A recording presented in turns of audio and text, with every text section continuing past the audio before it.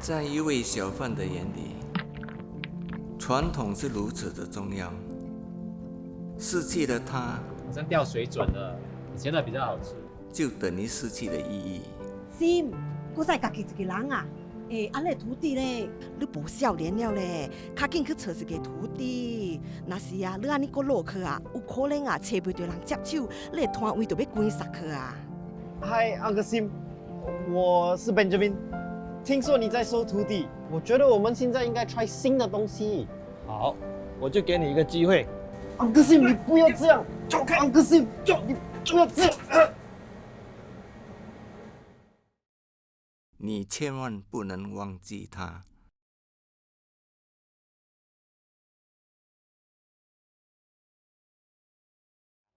So I guess what actually inspired me to write this was because my brother-in-law and my sister, they have a family business together. So I wanted to make something about a hawker because I felt that like there wasn't really like much hawker-centric stories in our FYP films. And then at the same time, I feel that hawkers are like kind of underappreciated.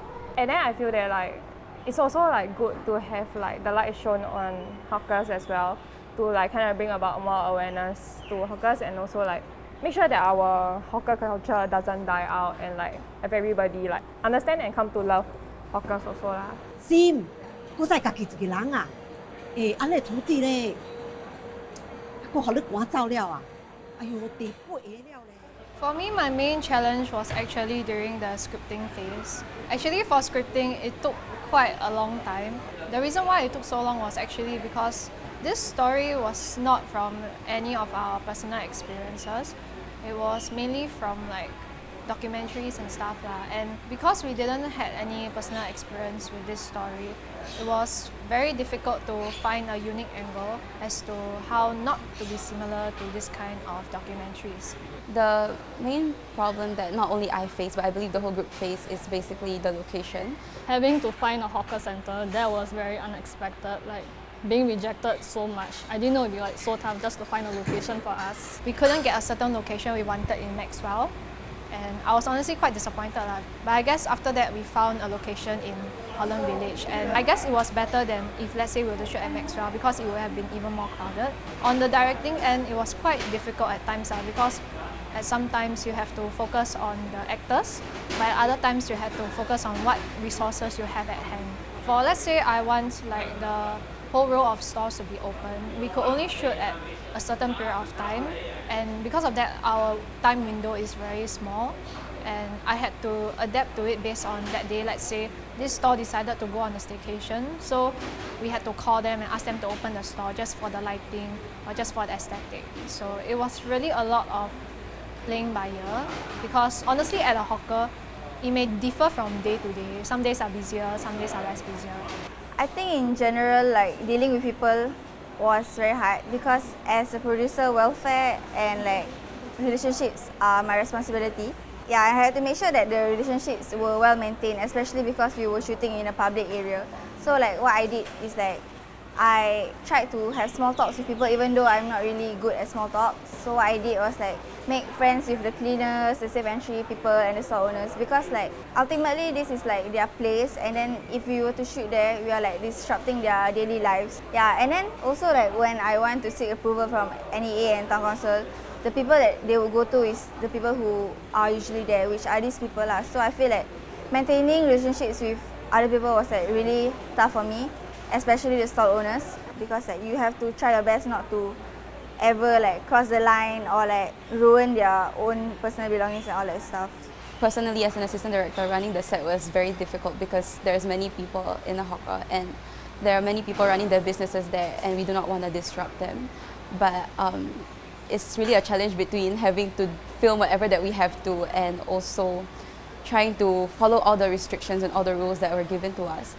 On the last day of our shoot, because we really did not have enough time and we also were lacking manpower, but we needed to shoot the main set and we needed to go to the hawkers because we have a scene where we needed shots of hawkers to be involved.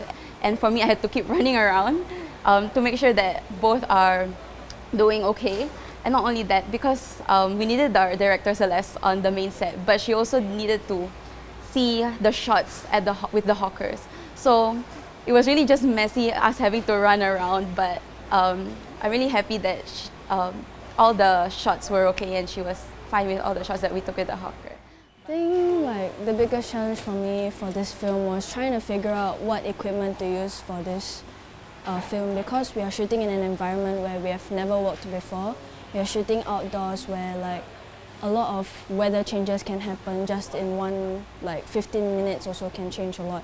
So we took like a lot of time, a lot of shoots to figure out the equipment that we are using today. Since this was like a pre-COVID story, and then like currently we are still in like the COVID phase lah. And because of that, for me, like personally for my camera side, I thought that it was very difficult for me to angle the shots at like some angles where we have to avoid the barrier, and then also avoid like some people who are wearing masks and all that. So that was like one of the biggest problems for me as a cameraman. Since it's also like my first time being the DP lah, I had to learn a lot of things on the way and gain experiences from other experienced friends in order for the film to look more decent for us lah. Because if my shots don't look good, then like a lot of things in the film can look very off, especially with lighting lah, because I feel that lighting was also like one of my most difficult obstacles that I had to overcome because I wasn't good in it at all. I think the biggest challenges that I faced was the signage, because the owners only had one copy, so they didn't want us to damage the signage at all. And I had to build a whole new signage to cover on top of it. It was freaking crazy because the whole signage was 2.8 meters and longer than that. So I have to deal with all the building, the painting, the transport, and really all the assembly is very crazy lah. But the moment it went up and it looked fine, and I was very proud of myself. So yeah, I think it was a good challenge, I guess. So regarding the challenges of what I've experienced throughout this entire project was that the wardrobe changes, because the budget was tight and we can only get a lot of the clothes that were for the main cast, and I had to communicate with many extras in different languages and see whether they can wear their own clothes down, because not every cast member is comfortable with wearing their own clothes down. I think for my end, for post-production, I had to learn how to pace myself for editing, because everything was so last minute. Because of that, my group had to work around it, and all of this kind of affects post-production because I'm at the end of it. So I had to learn to just like deal with whatever production and pre-production has for me. I had to learn to like work together with my director, because I've been editing on my own for the longest of time. So editing with my director was one of the biggest like changes I had to my editing routine, because we have different visions, especially. Being a sound recordist in a hawker center, you are not in an enclosed space, so everything can be heard. Like that chair. Occasionally you have the birds also, so yeah, you have to be prepared to record like a lot of 1 minute of ambience, maybe 2 minutes of ambience, maybe 24 hours of ambience, just kidding. You also have cast that talk on set at times, so it's all a very tough job for a sound recordist. Just be prepared to record a lot of ambience and pray to God that there's nothing that you can't mask over. 很好吃的。哎呀，我朋友讲很好吃的。丢掉。FIP was really draining. Yes, it was fun here and there, but in general, because it was like for 8 months, it was like or more, it's like very draining last year.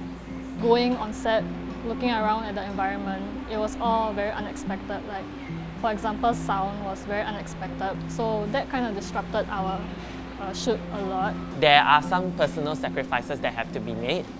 There are some personal things that you feel that maybe just sacrificing a few hours of sleep, maybe you communicate with that person more, maybe you confer with them one more time, maybe you go that extra mile. There comes a fine line between compromising and also like standing for what you want. It's not easy as to when you should put your foot down. As much as being the director, I want to get this certain thing, or like I want this, I want that. I can't always have it all the time lah. There's a lot of unpredictable things that happen, not only environment but also logistics wise or even creative wise for this like story, for this locations. So I think really trying to play by ear and like see what happens on the day itself will really like help us in the long run. Communication is very important in a group setting. because without communication, the whole system just fails. Because everyone in the group individually are so busy, so sometimes it's hard to catch up with what other departments are doing. A lot of forward planning is important for this type of project. If you don't do that, it's a bit tough on yourself. Hello， 你在哪里？对不起，Uncle Sim，我现在很忙。哈？什么啊，迷糊鬼？啊？马上来，Uncle Sim，我需要走了。哎。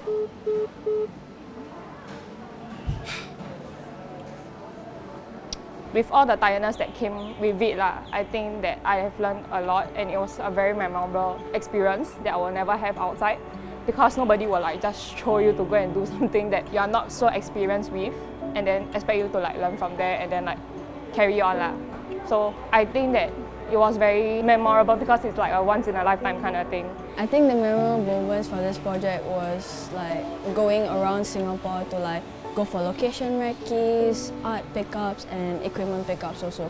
So one of the most memorable is the Commonwealth House, because I really like the house, because we had the whole house to ourselves for the whole month and then at a good price. So it was really like, it felt like I was moving out with my friends and I felt like an adult. Some of the most memorable ones are like, interacting with the cast. Somehow I got along together with Benjamin. Yeah, I mean, getting along with the cast, I mean, working my team, right? Although we have a lot of hiccups along the way, I guess I'm glad for the people that can separate work and friends. We all have a mutual understanding that it's because it's really high tension at that period of time and everybody's just trying to understand each other.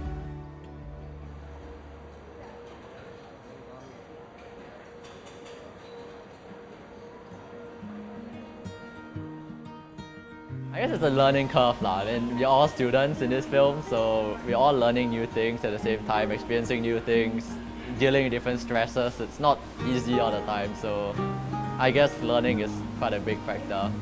We need to learn to be humble, to humble ourselves down and just seek for help, because it's better to admit to yourself that there are things that you're not as good at and people are there to help you and guide you, compared to just pretending that you know everything and then the quality that comes out is not what is expected from you. The main thing is to just persevere and really finish whatever you need to finish, because there's just too much things that will keep coming up and it's just gonna pile up into like a big snowball, and then there are times that you will just break down and like, oh, cannot take it already, but just persevere, finish it and you're done. As long as you know that you tried your best, I feel like you shouldn't let what people say affect you, because if you know you tried your best, then there's nothing you can do to like prove it to people, because you already know you tried your best. So like, yeah, I think that's very important. 不要忘了初心。